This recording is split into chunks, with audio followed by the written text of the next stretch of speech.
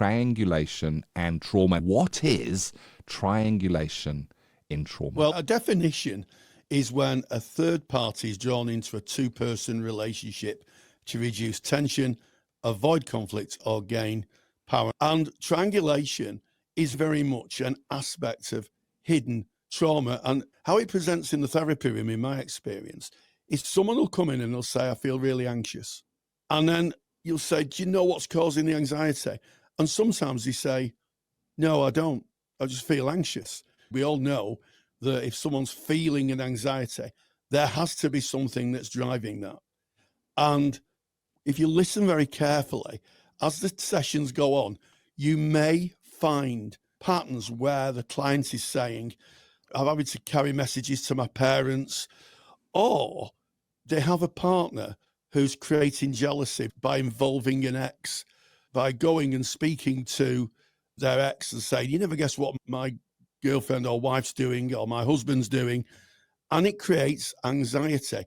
And I think we've got to be quite careful when we work with triangulation, where there's three people in this situation, because what we don't want to do is pull the rug from under the client. It's very easy to say, just put some boundaries in and just don't be used like that.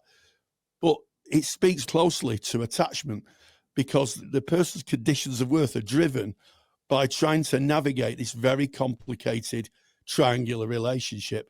It does cause trauma. Beautifully introduced, Rory. Thank you for that. And during my research, I put together some points that I'm going to share to clarify my understanding with what you've shared there. So what is trauma triangulation? Triangulation is a term that we use in counselling or psychotherapy. It's a context that refers to when a person pulls a third party into a conflict. In trauma, this often happens unconsciously, so the client that we're seeing wouldn't be consciously doing this. And it's done as a coping mechanism to manage the overwhelming feelings and protect themselves and to regain some sense of control. It's common in families where trauma has occurred, especially where relationships feel unsafe or inconsistent. The traumatized individual goes through a third person, creating a triangle dynamic. I've got an example here. A child feels unsafe with one parent, perhaps due to emotional neglect or abuse, and instead of speaking directly to that parent, they try to get comfort or influence the situation by going through to the other parent or sibling. In this instance, the triangle keeps them safer, but it does reinforce an unhealthy dynamic because they're never facing up to that trauma. There's always something in between them and the trauma. Yeah, absolutely. That speaks to trauma bonding. We know that people stay in difficult relationships because they're bonded by the trauma. And it can be very difficult. I think when we come to work with this trauma bonding in any aspect of therapy, what really works isn't the theory or intervention. What has a big effect, in my experience, is the relationship between the therapist and the client. Patricia Clarkson called it the reparenting element. And reparenting is nothing more than being an adult in the room with the client, being still, creating a healthy, boundaried relationship. And what happens with that is that if the therapy goes on for a long period of time, the client can start to integrate themselves to have that boundary that's being demonstrated by the therapist, if that makes sense. So it really is about the therapist. Yeah.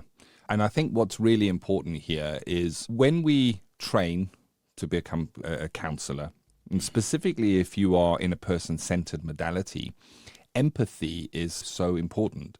Being with that client and seeing it as they do.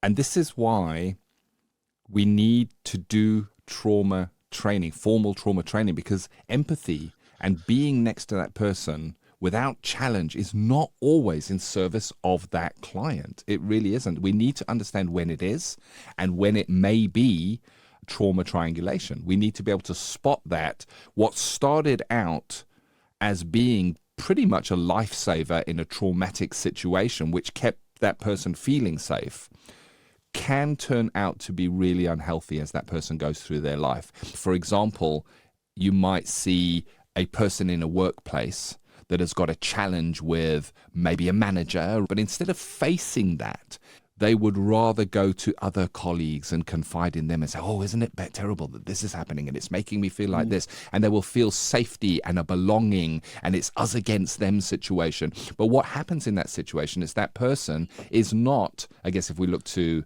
transaction analysis, not acting from an adult state. They're acting maybe from a child state.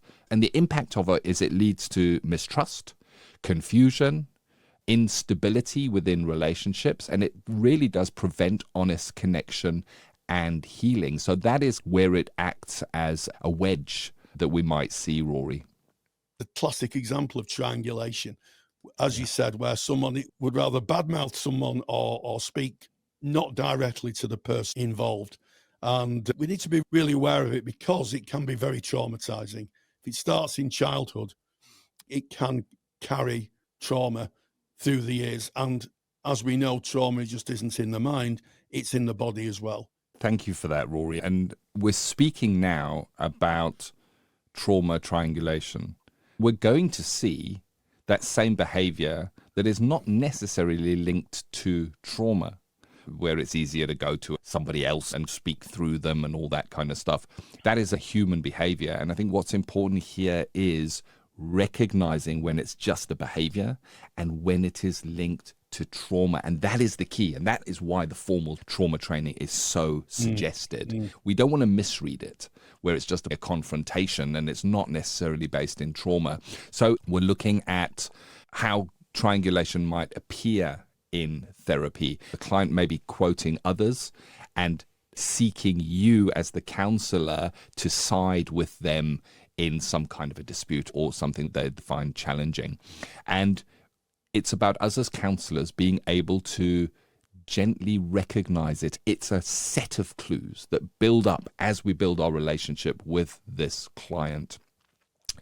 And the work, when it is seen and recognized, is very gently and very patiently encouraging the client to access those feelings. And I guess the pathways to healing within this are building safety, where that communication feels possible within the therapeutic relationship. Then, if it does show itself and we do a little bit of psychological explanation, explaining what trauma triangulation is to the client, that we do that in a way that normalizes the behavior. There's nothing wrong with them. They did exactly what was expected of them in that situation. They were protecting themselves. And then I guess gradually working towards a healthier relationship pattern, exploring together with the client how they could look at this differently to move from that, Rory. Absolutely. Now that we've got a vocabulary for it, we can start to consider what we would call deliberate practice. And this is a term that's come up a lot recently in therapy, about how we work intentionally in the therapy room, not scattered ideas and scattered interventions, but intentional work. And I think, first of all, the awareness. You notice when triangulation dynamics are being reenacted in the counselling room. And it might be easy to jump in and think, I know it's psychoeducation. I'm going to teach the client what's happening. I'm going to teach them all about triangulation and abusive relationships and anxiety regulation. All correct, but it's useless without attachment repair. And attachment repair is a constant therapeutic approach. And that isn't done quickly. That is through the arc of therapy. It takes time for someone to understand that the relationship that they're having isn't healthy, and that the therapist is enacting being a healthy person in their lives in terms of attachment.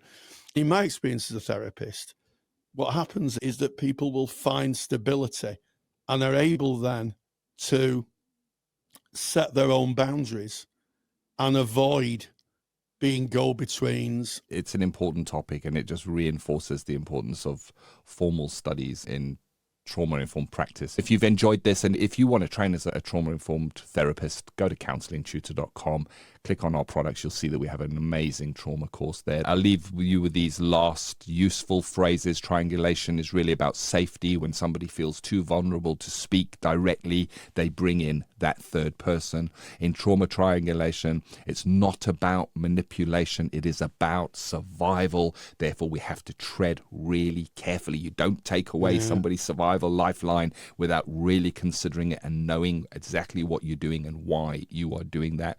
And of course, our role as therapists is to help the clients recognize these patterns and find a safer and healthier way to connect and overcome the trauma or face the trauma that they are carrying.